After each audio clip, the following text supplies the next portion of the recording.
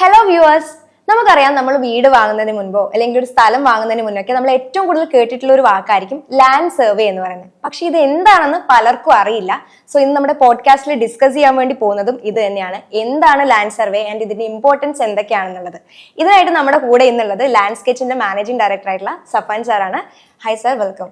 Hi, thank you. So ഞാൻ ഇൻട്രോയിൽ പറഞ്ഞ പോലെ തന്നെ ഈ ലാൻഡ് സർവേ എന്താണെന്ന് പലർക്കും അറിയുന്നുണ്ടാവില്ല. സോ സാധാരണക്കാർക്ക് മനസ്സിലാവുന്ന രീതിയിൽ എന്തായിരിക്കും ലാൻഡ് സർവേ എന്ന് പറയുന്നത്, ഇതിന്റെ ഇമ്പോർട്ടൻസ് എന്താണ് ഒരു ഭൂമി വാങ്ങുന്ന സമയത്ത്? ഓക്കെ, സിമ്പിളായിട്ട് പറയാന്ന് വെച്ചാൽ നിങ്ങളൊരു 10 സെന്റ് സ്ഥലം വാങ്ങാൻ പോകുന്നു.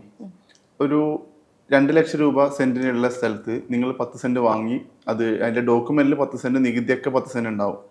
അത് നിങ്ങൾ രജിസ്ട്രേഷനൊക്കെ കഴിഞ്ഞ് പിന്നീട് എന്തെങ്കിലും ഒരു വീടിന് വെക്കുന്ന സമയത്ത് ഒരു എഞ്ചിനീയർ പറഞ്ഞിട്ട് നിങ്ങൾ ഒരു ലാൻഡ് സർവേ, ഒരു ഡീറ്റെയിൽ സർവേ ചെയ്യുന്ന സമയത്ത് അളന്ന് നോക്കുമ്പോൾ 9.5 സെന്റ് ഉണ്ടാകുന്നുള്ളൂ വിചാരിക്കും. ആ സമയത്ത് നിങ്ങൾക്ക് എന്താ 1/2 സെന്റിന് 1 ലക്ഷം രൂപ നഷ്ടമായി. ആ സമയത്ത് നിങ്ങൾ അത് സ്ഥലം വാങ്ങുന്ന സമയത്ത് തന്നെ ആ സ്ഥലം കൃത്യമായി അളന്നിട്ടുണ്ടെങ്കിൽ നിങ്ങൾക്ക് എന്താണ്, ആ സ്ഥലം നഷ്ടപ്പെടുന്നില്ല. നിങ്ങൾ ആ ഒരു അത്രയും എമൗണ്ട് നിങ്ങൾക്ക് നഷ്ടമാകുന്നില്ല.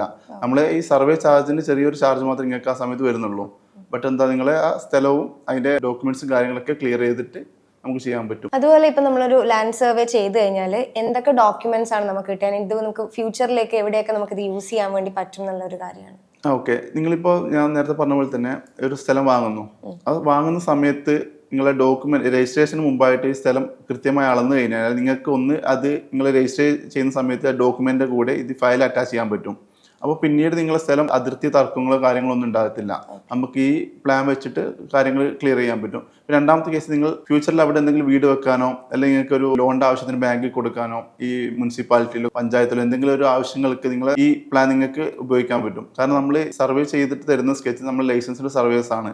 അപ്പോൾ നമ്മളെ സീലും സൈനും കാര്യങ്ങളൊക്കെ ചെയ്തിട്ട് അറ്റാച്ച് ചെയ്തിട്ടാണ് നിങ്ങൾക്ക് തരുന്നത്. അപ്പോൾ നിങ്ങൾക്ക് അത് ഫ്യൂച്ചറിൽ എവിടെ വേണമെങ്കിലും ഉപയോഗിക്കാം. ഇപ്പോൾ ഒരുപാട് ടൈപ്പ് ഓഫ് സർവേസ് ഉണ്ട്. അപ്പോൾ എന്തൊക്കെ സർവേസ് ആണ് നിങ്ങൾ ചെയ്യുന്നത്, അതുപോലെ തന്നെ എന്തൊക്കെ ഇൻസ്ട്രുമെന്റ്സ് ആണ് ഇതിന് യൂസ് ചെയ്യുന്നത്? നമ്മളിപ്പോൾ ഉപയോഗിക്കുന്നത് ടോട്ടൽ സ്റ്റേഷൻ ആൻഡ് GPS എന്നുള്ള മെഷീൻസ് ആണ്. അപ്പോൾ അതിൽ നമ്മൾ ടൈപ്പ് ഓഫ് സർവേ എന്ന് പറയുന്നത് ഒന്ന് ബൗണ്ടറി സർവേ, പിന്നെ കോണ്ടൂർ സർവേ, ടോപ്പോഗ്രാഫിക്കൽ, പിന്നെ റോഡ് സർവേ, ക്വാണ്ടിറ്റി സർവേ, പിന്നെ സെറ്റിംഗ് ഔട്ട്. ഈ ഇത്രയും കാര്യങ്ങളാണ് നമ്മൾ പ്രൊവൈഡ് ചെയ്യുന്നത്. അപ്പോൾ അതിൽ ബൗണ്ടറി സർവേ എന്ന് പറയുന്നത് നമ്മൾ ആദ്യം പറഞ്ഞ പോലെ തന്നെ സ്ഥലം വാങ്ങുന്ന സമയത്ത് വിൽക്കുന്ന സമയത്ത് കൃത്യമായി അളന്ന് അതിൻ്റെ ബൗണ്ടറി തിരിച്ച് പ്ലാൻ തയ്യാറാക്കുക എന്നുള്ളത്.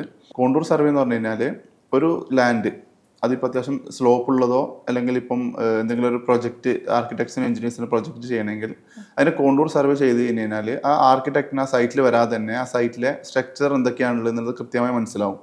അതിലുള്ള മരങ്ങൾ, കിണർ, ബിൽഡിങ്സ്, അതിൻ്റെ അടുത്ത് കൂടി പോകുന്ന റോഡ്, അതിലെ ഇലക്ട്രിക് പോസ്റ്റ്, അങ്ങനെയുള്ള ഡീറ്റെയിൽസ് ഒക്കെ നമ്മൾ കൃത്യമായി അത് മാർക്ക് ചെയ്തിട്ട് ഓട്ടോകാഡ് ഫയൽ കൊടുക്കുന്നതാണ്.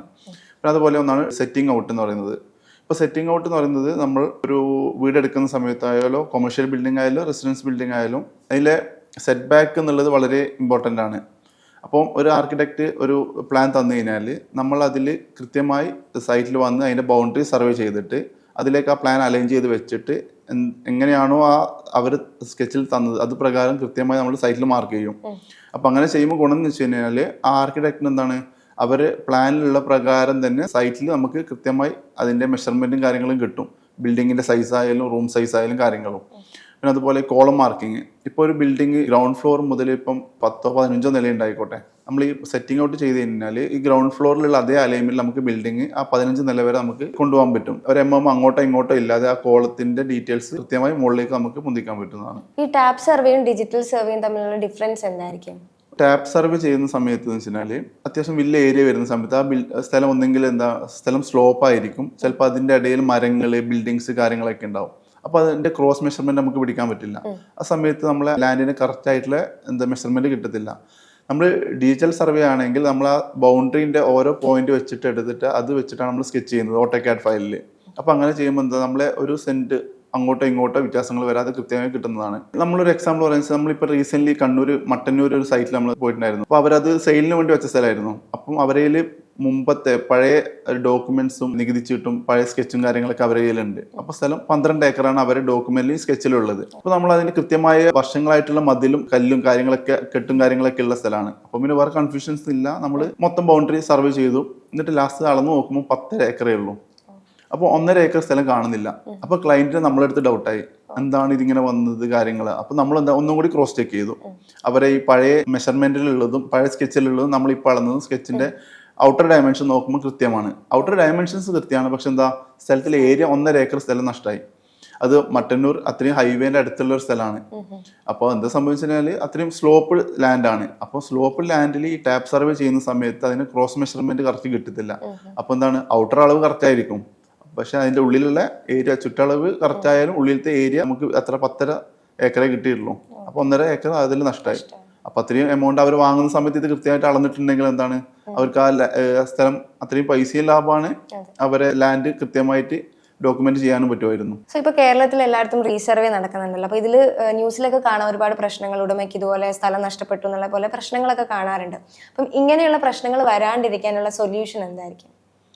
ഫസ്റ്റ് ഓഫ് ഓൾ അതെന്താണ്, ഞാൻ നേരത്തെ പറഞ്ഞ പോലെ തന്നെ സ്ഥലം വാങ്ങുന്ന സമയത്ത് അത് കൃത്യമായി അളന്നിട്ട് അതിന് അതിരിട്ട് വെക്കുക.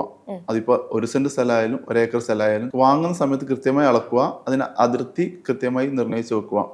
അപ്പൊ അങ്ങനെ സമയത്ത് എന്താ ആ സ്ഥലം എങ്ങോട്ടും കയ്യേറി പോവില്ല. രണ്ടാമത്തെ കേസ് വെച്ചാൽ റീസർവേ നടക്കുന്ന സമയത്ത് ലാൻഡ് ഉടമ കൃത്യമായി അതിർത്തി കാണിച്ചു കൊടുക്കില്ല. ഏകദേശം ഇതാണ് ബൗണ്ടറി എന്ന് പറയും, അല്ലെങ്കിൽ ആ ബൗണ്ടറി കാർഡും കാര്യങ്ങളൊക്കെ വെട്ടി തെളിക്കാതെ ഇങ്ങനെ വെക്കും. ആ സമയത്ത് എന്താ ഈ റീസർവേ ചെയ്യാൻ വരുന്ന ആൾക്കാർ കൃത്യമായി എടുക്കത്തില്ല. അവർക്ക് ഏകദേശം അവർ കാണിച്ചു കൊടുക്കുന്ന പോലെ അളന്നിട്ട് പോകും. പിന്നീട് എന്താ അടുത്ത പ്രാവശ്യം നികുതി അടക്കാൻ പോകുമ്പോഴായിരിക്കും 1 ഏക്കറുള്ള സ്ഥലത്തിന് ചിലപ്പോൾ 90 സെന്റ് ഇവര് കൃത്യമായി അളന്ന് വെച്ചിട്ടുണ്ടാവും. അപ്പൊ ഉടമക്ക് 10 സെന്റ് സ്ഥലം നികുതി അടക്കാൻ പറ്റില്ല. അപ്പം അതവിടെ അങ്ങനെ പെൻഡിങ് ആയി. അപ്പൊ ആ സമയത്ത് നമ്മള് ആൾക്കാർ വിളിച്ചിട്ട് ചോദിക്കും, ഇങ്ങനെ സ്ഥലം 90 സെന്റ് സ്ഥലമേ ഉള്ളൂ, എന്താ ചെയ്യേണ്ടതെന്നുള്ളത്. അപ്പൊ നമ്മൾ സൈറ്റിൽ പോയി നോക്കി കൃത്യമായി അതിർത്തി നിർണ്ണയിച്ച് അളന്ന് നോക്കുമ്പോൾ ചിലപ്പോൾ 1 ഏക്കർ ഉണ്ടാവും. അപ്പൊ നമ്മൾ അത് വെച്ചിട്ട് കൃത്യമായ സ്കെച്ചും കാര്യങ്ങളും കൊടുക്കും. അപ്പൊ അത് വെച്ചിട്ട് അവർക്ക് എന്താ ഇവരെ ഈ റീസർവേ ടീമുമായിട്ട് ബന്ധപ്പെട്ട് കഴിഞ്ഞാൽ അത് ക്ലിയർ ആയി കിട്ടും. പിന്നെ അതുപോലെ തന്നെ നിങ്ങളിപ്പം നിങ്ങളെ കൂട്ടുസ്വത്തായിരിക്കും, ചിലപ്പോൾ ഫാമിലി ഇപ്പം ബ്രദേഴ്സ് സിസ്റ്റേഴ്സിന്റെ ഒക്കെ സ്ഥലമായിട്ട് 1 ഏക്കർ ഇപ്പം നിങ്ങൾ 5 പേരിലായിരിക്കും സ്ഥലം ഉണ്ടാവുക. പക്ഷെ നിങ്ങൾ എന്താ കൂട്ടുസ്വത്തായിട്ട് ഇട്ടിട്ടുണ്ടാവും, അതിർത്തി നിർണ്ണയിച്ചിട്ടുണ്ടാവില്ല. ആ സമയത്ത് എന്താ നിങ്ങൾ നികുതി 5 പേരിൽ അടക്കുന്നുണ്ടെങ്കിലും സ്ഥലം മൊത്തത്തിൽ 1 ഏക്കറായിട്ട് ഉണ്ടാവാം. ആ സമയത്ത് റീസർവേ 1 ഏക്കർ അളന്നിട്ട് അവർ അങ്ങ് പോകും. പിന്നീട് നിങ്ങൾക്ക് 5 പേരിൽ സെപ്പറേറ്റ് നികുതി അടക്കാൻ പറ്റില്ല. ആ സമയത്ത് നമ്മളെ ബന്ധപ്പെട്ട് കഴിഞ്ഞാൽ നമ്മളത് കൃത്യമായി വന്ന് അളന്ന് നിങ്ങളുടെ ഡോക്യുമെന്റ് പ്രകാരം എങ്ങനെയാണോ ഉള്ളത്, ഇപ്പോൾ ഒരാൾക്ക് 20 സെന്റ് വെച്ചിട്ടാണെങ്കിൽ കൃത്യമായി ഡോക്യുമെന്റ് പ്രകാരം അളന്നിട്ട് അതിന് അതിർത്തി ഇട്ട് തരും. പിന്നെ രണ്ടാമത് അതെന്താ ആ സ്കെച്ച് പ്രകാരം നിങ്ങൾക്ക് റീസർവേ ടീമുമായി ബന്ധപ്പെട്ട് കഴിഞ്ഞാൽ അത് വെച്ച് നിങ്ങൾക്ക് ക്ലിയർ ചെയ്ത് കഴിഞ്ഞാൽ നെക്സ്റ്റ് ടൈം മുതൽ നിങ്ങൾക്ക് എന്താ അതിന് നികുതി അടക്കാൻ പറ്റും കൃത്യമായി. അപ്പൊ ഇത് ചെയ്യാൻ ആഗ്രഹമുള്ളവരുണ്ടാവും. അപ്പൊ അങ്ങനെയുള്ളവർക്ക് വേണ്ടിയിട്ട് ഇതിന്റെ ടൈം പ്രോസസ്സ് എങ്ങനെയൊക്കെയാണ്, ഇതിന് എത്ര ടൈം എടുക്കും, ഇതിന്റെ റേറ്റ് എങ്ങനെയൊക്കെ ആയിരിക്കും അറിയാൻ ആഗ്രഹം ഉണ്ടാവും. അവർക്ക് വേണ്ടിയിട്ട് പറയാൻ. ഓക്കെ, നമ്മളിപ്പോൾ ഒരു സ്ഥലം ലേറ്റസ്റ്റ് എക്യുപ്മെന്റ് GPS ആയിക്കോട്ടെ ടോട്ടൽ സ്റ്റേഷൻ ആയിക്കോട്ടെ ഉപയോഗിച്ച് ചെയ്യുന്നതുകൊണ്ട് നമുക്ക് ടൈം വളരെ എളുപ്പമാണ്. എന്ന് വെച്ച് കഴിഞ്ഞാൽ മുമ്പൊക്കെ ഈ ടാപ്പ് സർവേ ചെയ്യുന്ന സമയത്ത് ഇപ്പോൾ 1 ഏക്കർ അല്ല ഒരു 10 സെന്റ് അളക്കണമെങ്കിലോ അതിന്റെ അതിർത്തിയും കാര്യങ്ങളും കാർഡും കാര്യങ്ങളൊക്കെ മൊത്തം വെട്ടി തെളിച്ച് ക്ലിയർ ആയി കൊടുക്കണം. മെഷീൻ വെച്ചിട്ട് ചെയ്യുന്ന സമയത്ത് നമുക്ക് ആ ബൗണ്ടറിയിൽ കൂടി നമുക്ക് നടന്നു പോകാൻ പറ്റുക, ഒരാൾക്ക് നടന്നു പോകാൻ പറ്റുന്ന രീതിയിൽ കാര്യങ്ങൾ ക്ലിയർ ആക്കി തന്നാൽ മതി. ശരിക്കും പറഞ്ഞു കഴിഞ്ഞാൽ ഈ റേറ്റ് പറയുന്ന സമയത്ത് ഈ ഡിജിറ്റൽ സർവേ വന്ന സമയത്ത് ക്ലയൻസിന് എമൗണ്ട് ലാഭമാണ്. കാരണം കാർഡ് വെട്ടണമെങ്കിൽ എടുക്കുന്ന ടൈം ആ ഒരു എമൗണ്ട് ചിലപ്പോൾ നമ്മൾ ഈ സർവേ ചെയ്യുന്ന സമയത്ത് എമൗണ്ട് വരുന്നുള്ളൂ. നിങ്ങളിപ്പോൾ ഒരു സ്ഥലം വാങ്ങുന്നു, ഒരു 10 സെന്റോ 20 സെന്റോ സ്ഥലം വാങ്ങുമ്പോൾ സെന്റിന് 1-2 ലക്ഷം രൂപ കൊടുക്കുന്നു. അപ്പൊ അതിൽ നിങ്ങൾക്ക് ഒരു കാശിന്റെ നഷ്ടപ്പെടുന്നതിനേക്കാളും നല്ലത് എന്താണ്, അത് കൃത്യമായ ഒരു ഡിജിറ്റൽ സർവേ ചെയ്ത് കഴിഞ്ഞാൽ ആ എമൗണ്ട് നിങ്ങൾക്ക് തുച്ഛമായ എമൗണ്ടേ വരുന്നുള്ളൂ. ഇപ്പോൾ ഒരു ഏക്കറൊക്കെ അളക്കണമെങ്കിൽ 5,000 ഉള്ളിലായിട്ടുള്ള എമൗണ്ട് നമുക്ക് വരുന്നുള്ളൂ. പിന്നെ ഈ ഏക്കറുകൾ കൂടുമ്പോൾ ഇപ്പം 10-20 ഏക്കറൊക്കെ ആകുമ്പോൾ അതിനനുസരിച്ച് എമൗണ്ട് കുറയും. ഇപ്പോൾ 2,000 3,000 ഒക്കെ ആയിട്ട് ഏക്കർക്ക് റേറ്റ് വ്യത്യാസം വരും.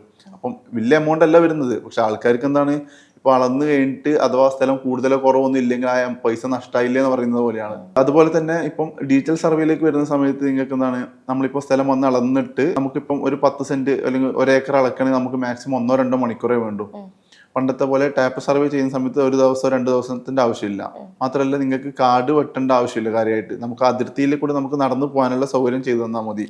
അപ്പൊ നിങ്ങൾക്ക് ആ കാർഡ് വെട്ടുന്ന എമൗണ്ടും ലാഭമാണ്, നിങ്ങളെ മെയിൻ ആയിട്ട് ടൈമും.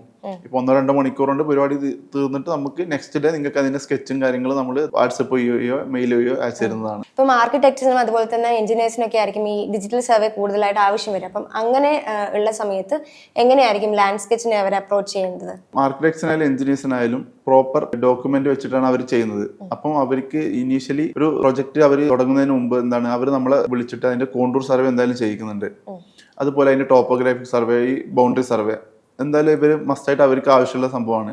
പിന്നെ അതുപോലെ തന്നെ അങ്ങനെ ചെയ്ത് കഴിഞ്ഞാൽ അവർക്ക് ഗുണം എന്ന് വെച്ച് കഴിഞ്ഞാൽ ഇപ്പൊ അവരൊരു ഡ്രോയിങ് ഫൈനലായിട്ട് ചെയ്തു, അത് മാർക്ക് ചെയ്യുന്ന സമയത്ത് നമ്മൾ ചിലപ്പം പോകും, അല്ലെങ്കിൽ അവർ മാനുവലി മാർക്ക് ചെയ്യുന്ന സമയത്ത് ഒരു സൈഡിൽ നിന്ന് മാർക്ക് ചെയ്ത് വരുമ്പോൾ അടുത്ത മൂലയിലേക്ക് എത്തുമ്പോൾ ഒന്നെങ്കിൽ അവിടെ കിണറുണ്ടാവും അല്ലെങ്കിൽ എന്തെങ്കിലും മരങ്ങൾ ഉണ്ടാവും. അപ്പോൾ ക്ലയൻസിന് അത് നിലനിർത്തിക്കൊണ്ട് ചെയ്യേണ്ട പ്രൊജക്റ്റ് ആയിരിക്കും അത്. കിണർ, ആ വീടിനോട് ചേർന്നൊരു കിണർ വേണം, അല്ലെങ്കിൽ ആ മരം വർഷങ്ങളായിട്ട് ചിലപ്പം അവർക്കൊരു അറ്റാച്ച്മെന്റ് ഉള്ള മരങ്ങളും കാര്യങ്ങളൊക്കെ ഉണ്ടാവും. അപ്പോൾ അതൊന്നും മുറിക്കാൻ പറ്റില്ല എന്നൊക്കെ പറയും. ആ സമയത്ത് നമ്മളിതിപ്പം ആർക്കിടെക്ട്സ് എഞ്ചിനീയേഴ്സ് നമ്മളോട് ഈ സൈറ്റിൽ പോയി സർവേ ചെയ്യാൻ പറയുന്ന സമയത്ത് നമ്മൾ ഇതിന്റെ ടോപ്പ് ഡീറ്റെയിൽസ് ഒക്കെ എടുക്കും.